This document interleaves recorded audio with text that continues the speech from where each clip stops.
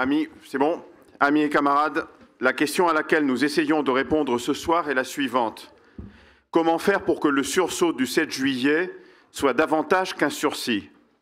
Car, cela a été dit par les intervenantes et intervenants précédents, il ne faut pas s'y tromper, avec plus de 10 millions de voix, soit plus du tiers des suffrages exprimés, avec 140 députés à l'Assemblée, avec tout un système médiatique à son service, avec la légitimité désormais acquise d'une force de gouvernement acceptable par la bourgeoisie, l'extrême droite est en embuscade, prête à capitaliser sur le sentiment de délitement généralisé qui infuse dans des secteurs croissants de la société française. Pour dégager quelques éléments de réponse, il nous faut regarder de plus près les ressorts de ce sursaut. S'il nous a surpris et soulagés, il ne relève pourtant en rien du miracle. On peut même dire qu'il vient de loin, qu'il vient d'une sédimentation laissée par les combats sociaux et politiques des dernières années. Cette sédimentation comporte deux strates. La première est celle d'une succession de mobilisations qui ont mis en mouvement des secteurs diversifiés et massifs de la société française. Pour n'en mentionner que les principales: lutte contre la loi travail, gilets jaunes, mobilisation féministe et antiraciste, révolte des quartiers, mouvement contre la réforme des retraites, sans oublier l'immensément importante bataille de la solidarité avec le peuple palestinien. Certes, aucun de ces mouvements n'a été victorieux, mais c'est grâce à eux que s'est installée une atmosphère de politisation, une capacité d'action, le sentiment diffus d'appartenir à un camp social identifiable dans cette grande ligne. C'est cette expérience qui a permis la mobilisation par le bas, largement auto-organisée, qui est le secret du renversement de dynamique qui s'est produit entre les deux tours et du coup d'arrêt porté à la montée de la vague brune. La deuxième strate est l'émergence d'un pôle de rupture à gauche, sur les ruines laissées par la conversion social-démocrate à la gestion néolibérale et sa descente aux enfers sous le quinquennat Hollande. Lancé dès 2012, ce pôle s'affirme en 2017 avec la France insoumise et la candidature de Jean-Luc Mélenchon à l'élection présidentielle. En 2022, il confirme sa centralité à gauche et parvient à entraîner dans un cadre commun le reste des forces de gauche autour d'un programme de rupture. Malgré ses limites et sa fragilité interne qui ont conduit à son éclatement, ce précédent a rendu possible la constitution en un temps record du nouveau Front populaire il y a à peine quelques semaines.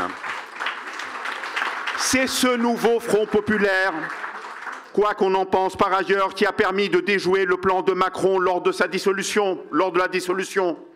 Un plan qui reposait sur la fragmentation de la gauche et la reconduction du face-à-face avec l'extrême droite, logiciel unique et mortifère du macronisme.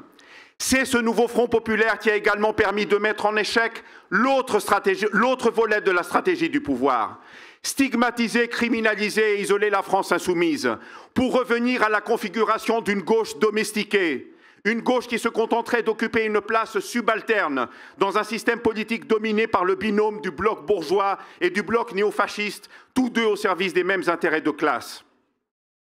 Face à l'imminence de la menace fasciste, la formule du nouveau Front populaire a facilité l'implication de secteurs syndicaux, associatifs, du mouvement social et de poser les premiers jalons d'un véritable front unique des forces populaires qui reste à construire.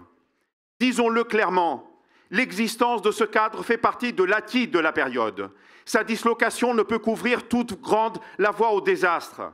Et la difficulté de l'exercice consiste à le défendre tout en préservant le cap de rupture qui lui a permis d'émerger, ce qui est en réalité le seul moyen de l'enraciner et de le déployer. Pour le dire autrement, ou pour prendre les choses par l'autre bout, la règle d'or en la matière est toujours de laisser aux secteurs les plus droitiers la responsabilité d'une éventuelle rupture du cadre unitaire. Nous ne partons donc pas de rien. Cet acquis est d'autant plus précieux qu'il est le résultat de combats acharnés, de combats inscrits dans l'histoire longue de ce qu'il faut bien appeler la grande tradition révolutionnaire de ce pays et de ce peuple. Nulle part ailleurs en Europe, nous avons à l'heure actuelle une configuration semblable.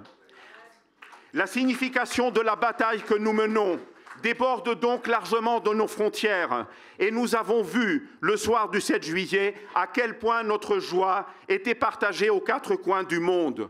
Notre responsabilité est donc immense. Aucune autosatisfaction, aucun relâchement ne sont permis. car la seule façon de défendre un acquis est de le faire fructifier. La tâche est d'autant plus urgente que, nous l'avons dit, la situation reste lourde de dangers d'une gravité extrême. L'un des aspects qui reste à clarifier est l'hypothèse stratégique dans laquelle il convient d'inscrire l'acquis en question. Je suis obligé de parer ici au plus pressé, donc de simplifier outrageusement, et vous m'en excuserez. Je formulerai donc cette hypothèse ainsi. Un gouvernement de coalition des forces populaires, sur la base d'un programme de rupture comme seul moyen de construire une alternative de pouvoir. Car quand le fascisme se présente comme l'alternative et qu'il parvient, lui, aux portes du pouvoir, il ne peut être durablement vaincu que par une autre alternative de pouvoir, mais une alternative réelle, car celle-ci entend rompre véritablement avec l'ordre existant. Mais pour ce faire, et c'est le point décisif, cette alternative de gouvernement populaire doit participer d'une dynamique qui la déborde, grâce à la mobilisation des forces qui l'ont amenée au pouvoir. La longue expérience française et internationale nous enseigne en effet que si les deux bouts de cette dialectique difficile ne sont pas tenus, l'échec et même le désastre sont au bout du chemin. Au moment où toute une partie de la gauche, de Marine Tondelier à François Ruffin et Clémentine Autain, n'a que les mots d'apaisement et de réparation à la bouche, il faut le dire avec force. On ne prêche pas l'apaisement quand on a en face de soi un adversaire déchaîné.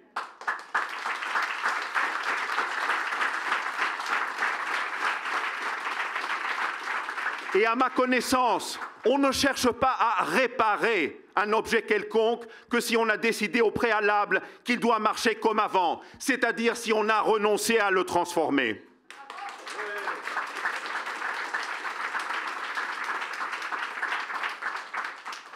Amis et camarades, il ne s'agit pas d'étaler ici une quelconque radicalité narcissique, mais de faire preuve d'un réalisme politique élémentaire. Être au gouvernement et prendre le pouvoir sont des choses très différentes. Car l'essentiel du pouvoir dans la société, ça a été dit auparavant, n'est pas dans les institutions représentatives, a fortiori quand on y est minoritaire, mais là où se concentre le pouvoir économique, là où se loge le noyau dur de l'appareil d'État, dans la haute administration et les appareils de répression, sans oublier le tentaculaire pouvoir médiatique, de plus en plus clairement et directement annexé par le pouvoir économique. À cela, il faut ajouter un environnement international par définition hostile à toute tentative de rupture, et qui s'incarne en particulier dans l'Union européenne. N'oubliez pas l'expérience des Grecs, je suis bien placé pour le savoir, et ce qu'on appelle les marchés de la finance internationale. Pour compléter le tableau, enfin, il faut mentionner le cadre militaire impérialiste, sous domination états-unienne, dont la France fait partie et dont elle est elle-même un acteur important, bien que secondaire comparé à l'hyperpuissance américaine. Il est parfaitement irresponsable de laisser croire un instant que ces forces laisseront faire sans réagir une entreprise qui remettrait en cause ne serait-ce qu'une fraction de leur pouvoir. La seule façon d'être victorieux dans cette épreuve est d'articuler l'action d'en haut, celle d'un gouvernement mettant en œuvre des mesures de rupture, même celles qui en apparence sont les plus modestes, mais qui permettent de commencer à renverser le rapport de force avec la mobilisation d'en bas, qui permet de surmonter les résistances et d'aller plus loin. Telle est la possibilité stratégique que contient en germe le double acquis de la séquence que nous venons de vivre. Un front unique des forces populaires qui, tôt ou tard, sous une configuration ou sous une autre, parvient au pouvoir porté par des luttes et dont l'action permet d'amplifier la dynamique.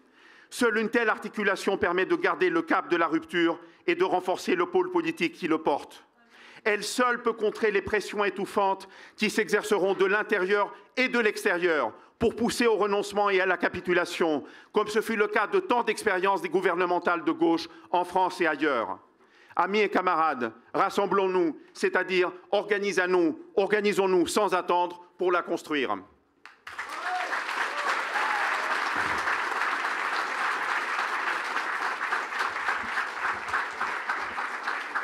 Merci beaucoup Stathis, donc Stathis philosophe et à la revue Contretemps.